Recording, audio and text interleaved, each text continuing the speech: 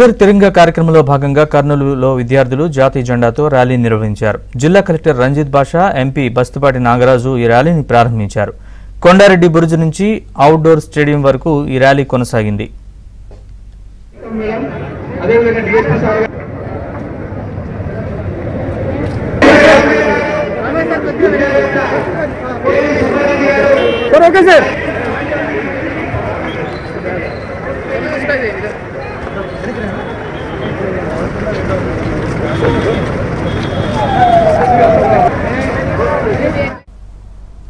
డెబ్బై 78వ స్వాతంత్ర దినోత్సవం సందర్భంగా ప్రతి ఒక్కరూ ఇంటిపై జాతీయ జెండా ఎగరవేయాలని జిల్లా కలెక్టర్ కోరారు. ప్రధాని మోదీ స్వాతంత్ర దినోత్సవ వేడుకలను దేశవ్యాప్తంగా పండగ వాతావరణంలో నిర్వహించే విధంగా కృషి చేశారని ఎంపీ నాగరాజు అన్నారు.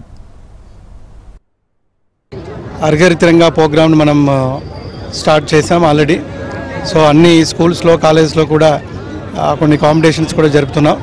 సో ఈ సందర్భంగా ఈరోజు ఇక్కడ కొండారెడ్డి బురుజు నుంచి కర్నూలులో మనకి స్టేడియం దాకా ఈ ర్యాలీని ఏర్పాటు చేయడం జరిగింది డిపార్ట్మెంట్ ఆధ్వర్యంలో.